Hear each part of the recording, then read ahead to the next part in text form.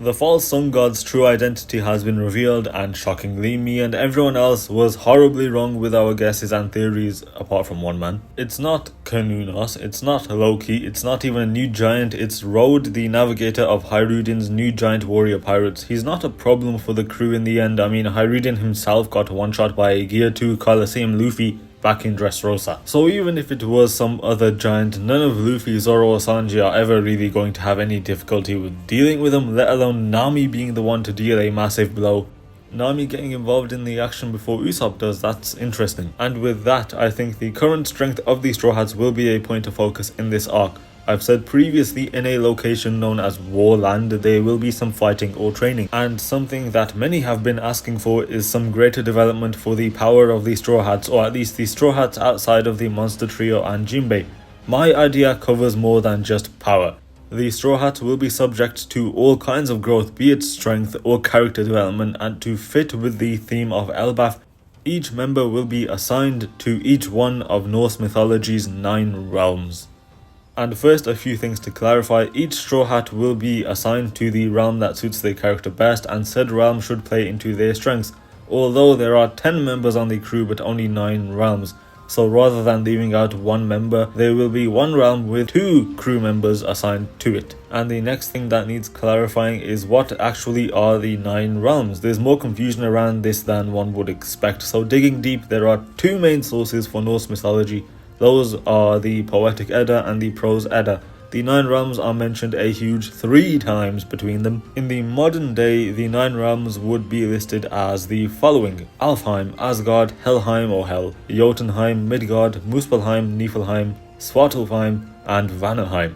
However, the Prose Edda, which is the younger of those 2 sources, has Helheim as a part of Niflheim. So the 9 realms will remove Helheim and it will be replaced with Nidavellir. However, with Svartalfheim, the word Svartalfur, meaning black elf, is only mentioned in the Prose Edda and is used as a synonym for dwarf, and with Nidavellir being the location given where the dwarves live, the 2 of Svartalfheim and Nidavellir may very well be one in the same. So what do? We just go with the list of 9 realms that fits best with the Straw Hats. So we have Alfheim, Asgard, Helheim, Jotunheim, Midgard, Muspelheim, Niflheim, Vanaheim and Svartalfheim, where Nidavellir and Svartalfheim are the same thing. So from there is deciding how each of these realms will be incorporated into the One Piece story. The most well-known depiction of each realm is that of them being placed at different levels of height among the World Tree Yggdrasil, and although we have got the Yggdrasil on Elbaf, I don't see the realms being shown in that way. There's also the idea that each realm could be represented by a village, 1 per realm, which is closer to my thinking. But back to the 9 realms themselves, they all end with Heim. Heim, which could be translated as a small living space, a homestead, a kingdom, country, a land, a place where a cultural group lives, a realm or a world. So it's a very broad definition, which makes things a lot easier actually, since the realms can essentially be anywhere that someone is, where someone resides. The 9 realms can just as easily be translated as the 9 homes. And one last thing, giving the Straw Hats a realm each doesn't mean that they will be separated. The entire crew can visit each realm along with each other and they can still all be together. It's just that one of them, or 2 of them in one case, will get the focus in that specific location. So finally, let's pair each realm to each of the Straw Hats, and starting off with the realm that will have 2 crew members assigned to it, we have Midgard, which will be given to the 2 of Tony Chopper and the first son of the sea, Jinbei. So Midgard is kind of like the middle child of the 9 realms, I think, in the sense that it's the realm of mortals, of humans, so there isn't anything fantastical about it as any of the others. The name Midgard meaning it's positioned in the center with all the other hostile realms surrounding it. My idea of Midgard on Elbaf is that it will be some sort of small settlement, human settlement on the island where some regular humans live. We have seen with the red-haired pirates that it's not like humans aren't allowed on the island, like if you're not a bad person then you're welcome. Maybe you could say that it was because they knew Dory and Brogy that the giants allowed them on, but I don't see why they wouldn't let people in anyway. They don't practice any isolationist policy. The giants are free to come and go as they wish. The only reason why I think that they wouldn't allow people in is because of the Big Mom incident, but I'm sure they are welcoming. So with that, and to link it with what's currently going on, I can see Chopper and Jinbei and maybe the rest of the crew taking the captives of this diorama playset to that said human settlement after another giant tells them about it or something. Why I have Chopper and Jinbei as the centerpieces here is because they aren't human. Both of them have had to face some sort of prejudice, so I think it would be a cool idea to assign them the human-centric realm. Elbaf itself has been kind of idealized by characters in the story and readers, me included, how it's this land of giants with a culture of honor and with how important the sun god is to them, which brings in the idea of freedom. And even adding to how it isn't affiliated to the world government, the warland is a free land where everyone is welcome, so seeing giants and humans, maybe even other fishmen, other races, all interconnected on Elbaf would be something special for those two, Jinbei and Chopper. It doesn't really even need to be anything grand, even just a couple panels to show their reaction, something subtle even would be nice. So that's the realm with 2 Straw Hats assignments dealt with. The next few realms Straw Hat pairings will be the ones that I'm more unsure about. It was a bit of process of elimination the last left, so they may not be as convincing as the pairings coming later on, but that's not to say that there aren't any connections at all here. So the first of these 2 is the realm of Muspelheim, who I will be assigning to Sanji. The main connection here is obviously the fact that Muspelheim is a land of fire and Sanji's main attack set consists of several fire-based attacks, like Diablo Jamre, Ifrit Jambe, Hell Memories and so on. The second connection I have here is a big stretch, I won't sugarcoat that, but going off of this specific extract about Muspelheim on the Britannica website, at the doom of the gods, the sons of Muspelheim, led by Surtur, will destroy the world by fire. I've chosen to focus on this because of its specific wording. At the doom of the gods is easily relatable to the fall of the celestial dragons, and if we align Sanji with Surtur as a son of Muspelheim, a man of fire, Sanji is a man of fiery passion but also a man of straight fire, will destroy the world by fire. Sanji won't destroy the world, but I think Sanji may be the biggest factor in destroying the Red Line and changing the world forever. And I say this because his dream is to find the All Blue, and him being the one to, maybe not single-handedly because that's a bit much, but to maybe get the final hit in to bring down the Red Line, bring all the seas together and form the All Blue would be epic. And of course in Ragnarok the worlds are destroyed and then are reborn anew later on, so the falling of the Red Line could symbolize the destruction of the old world and the birth of a new one. Like I said, it is a stretch, but I like it. Here Muspelheim is much more of an ambiguous concept rather than a place, which is another reason I struggled with it, but I think we got there in the end. And the other difficult one, which I am warming up to a lot more now also, is the realm of Alfheim, which I am giving to Nami. And again, just like the other realms, it more so is mentioned in passing. Alfheim is the home of the elves, who are described as luminous and more beautiful than the sun. So it is supposed that the realm itself is also a gracious one of light and beauty. So that's the weaker connection, but also it's still a connection. The beauty, since Nami is Nami, her beauty is brought up like every other chapter in the story, so that seems fitting. So I guess Alfheim will be the most beautiful part of Elbaf, or of the greater island of Warland.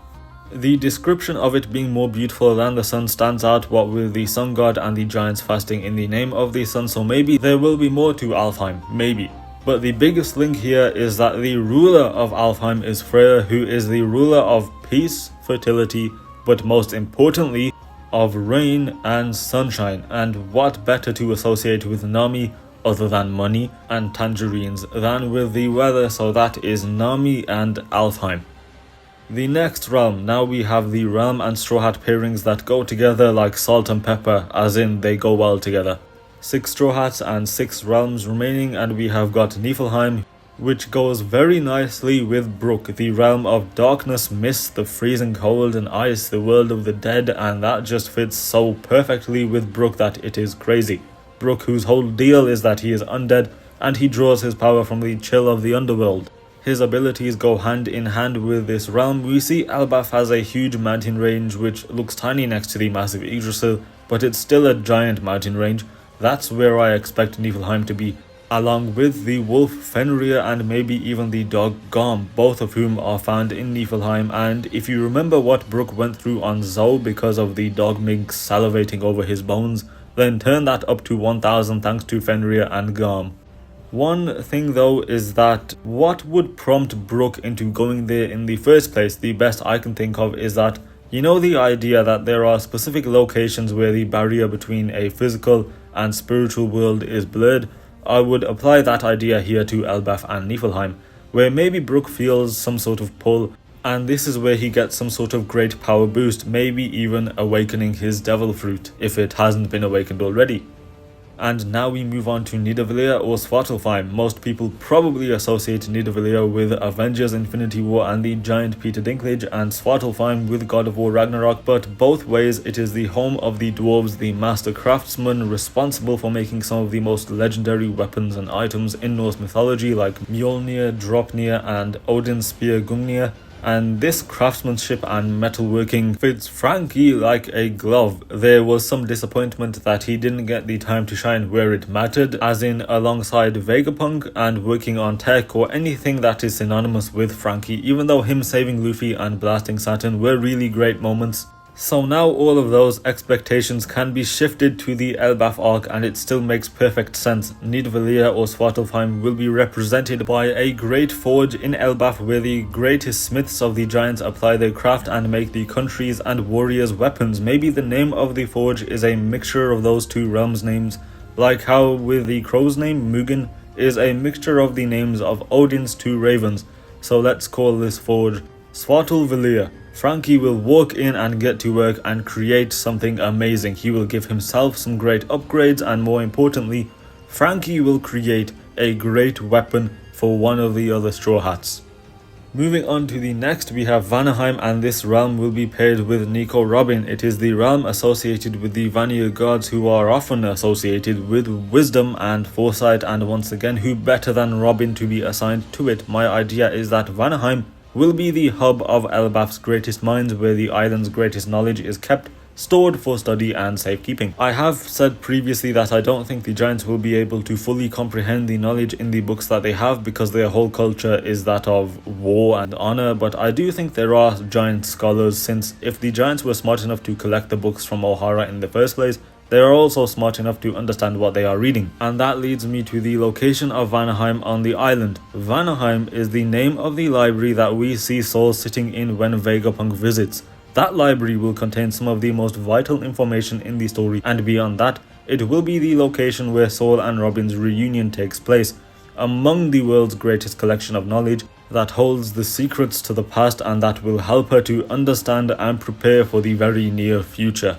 And then we have Helheim, where I don't have much to say because it's pretty obvious that this will go to Zoro. During Wano, he proclaimed himself as the King of Hell and even had a visit from the Grim Reaper, who I think is the actual King of Hell. So rather than having that be a one-time thing, let's pick it back up here on Elbaf, where Zoro will once again confront the Grim Reaper, and some stuff will happen and Zoro will come out stronger and scarier. Helheim will be located in some low point on the island. Maybe it actually isn't on the island, but Helheim is the place Zoro goes after he falls unconscious, meaning he's already been there during Wano. So maybe Zoro will fight against the Grim Reaper, or Hel might be their name. She is the goddess ruler of Helheim in the mythology, or maybe it will be some sort of test of will. But regardless, Zoro should come into his own as the King of Hell.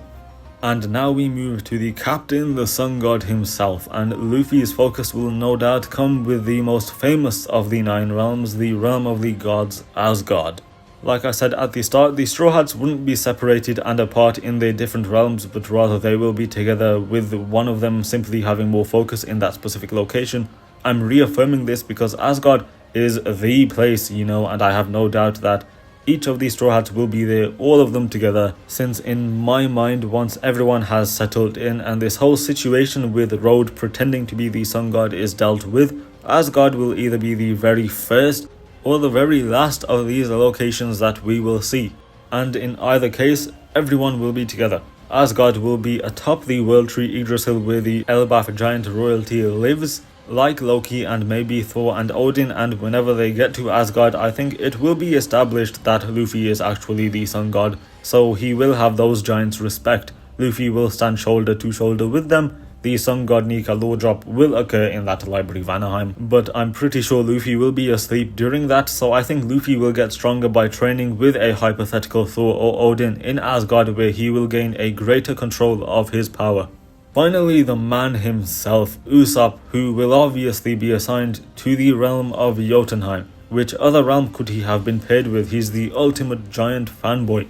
And simply put, Jotunheim I think could just be the warland itself. Jotunheim is Elbaf, the realm of the giants. This island that embodies all that Usopp wishes that he could be, this arc where Usopp will confront his fears, rise up when he is called upon, and take his biggest step forward in becoming a brave warrior of the sea. And he will do it all alongside the Straw Hats, as well as Prince Loki, who will be the giant parallel to Usopp, someone who is misunderstood but wants to be something more. Loki is also a Jotun in Norse mythology, so that also works with Usopp being assigned to Jotunheim. I think Loki will be very different to the other giants who are all about honor and war, whereas he will love tricks and mischief, but he and Usopp will grow together and thrive using what they do best, whether it be fighting head on or fighting dirty. And back to Frankie, the weapon I said he will make. The shipwright of the Straw Hat Pirates will enter the great elbaf smith, Svartalfhelia, and forge a weapon fit for one man, Usopp, and that weapon will be Mjolnir. And that is how each of these Straw Hats will receive the spotlight for their growth and development. This island will be the Straw Hats' last great training before venturing off again to find the One Piece, enter the final war, and liberate the world. Elbaf is going to be a very long arc, even longer than Wano, which I'm okay with, since Wano is one of my top 5 favourite arcs, but right now they need to deal with Road. I expect Hiruden to show up at some point and give Road the grilling of a lifetime. And then the old giant warrior pirates along with the rest of the crew will show up, and then Dory and Brogy will give both Road and Hiruden the grilling of a lifetime, Hiruden for being unable to control his subordinate. That's another very interesting topic in itself, seeing some potential sparks form between giant pirate members. I mean, we did see Dory and Brogy decide to fight a duel for 100 years and counting, but that was over who caught the bigger seeking, and it is an honourable duel fought between good friends. I don't think we've seen any true animosity between giants yet. It seemed like a very united nation. So on top of all this talk about the 9 realms, I wonder what other sort of conflict we will face in this arc.